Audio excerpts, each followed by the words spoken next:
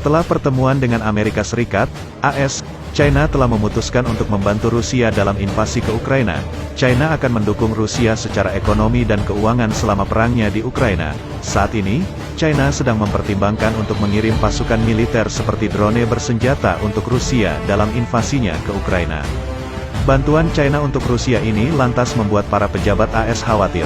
Penasihat Keamanan Nasional AS, Jake Sullivan, setelah bertemu dengan mitranya dari China, Yang Jiechi di Roma menyebutkan bahwa Moskow telah berpura-pura tertarik pada diplomasi sambil mempersiapkan invasi, dan juga bahwa militer Rusia dengan jelas menunjukkan tanda-tanda kelemahan.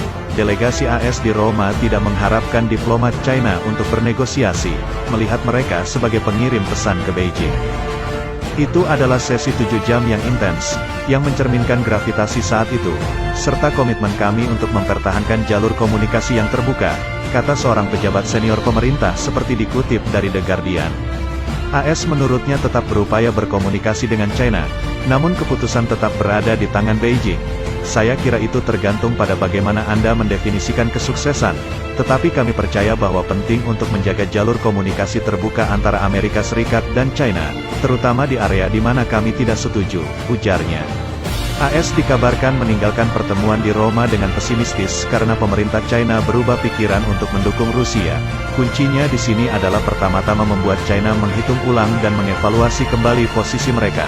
Kami tidak melihat tanda-tanda evaluasi ulang itu, kata pejabat AS lainnya yang akrab dengan diskusi tersebut.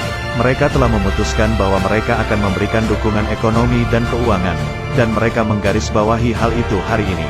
Pertanyaannya adalah apakah mereka akan melangkah lebih jauh, ujarnya menambahkan. Daftar belanja militer Rusia teratas di China adalah drone bersenjata dan berbagai bentuk amunisi. Tetapi transfer militer apapun tidak akan mudah.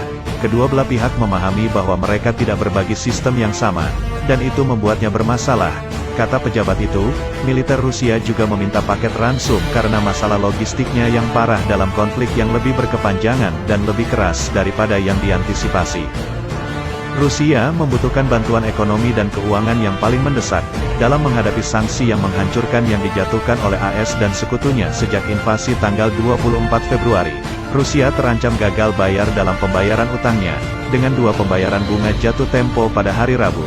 Meskipun akan memiliki masa tenggang 30 hari, Moskow tidak dapat mengakses hampir semua cadangan emas dan valuta asing senilai, tetapi masih memegang sebagian dari cadangan tersebut dalam yuan, sehingga China akan dapat turun tangan untuk memberikan bantuan segera.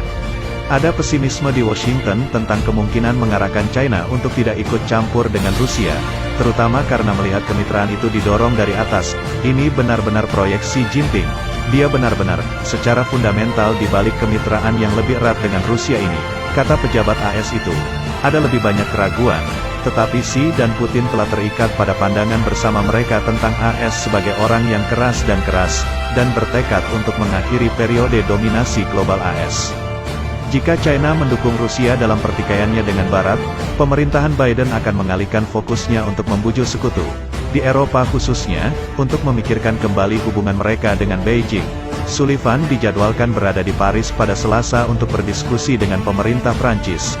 Amerika Serikat percaya bahwa kuncinya di sini adalah proses dialog dan diskusi yang hati-hati dengan Eropa tentang apa yang diungkapkan China tentang kebijakan dan prioritas globalnya, kata pejabat AS itu. Tujuan kami pada dasarnya adalah untuk melibatkan China dengan hati-hati, membiarkan orang Eropa tahu apa yang kami lakukan selama ini.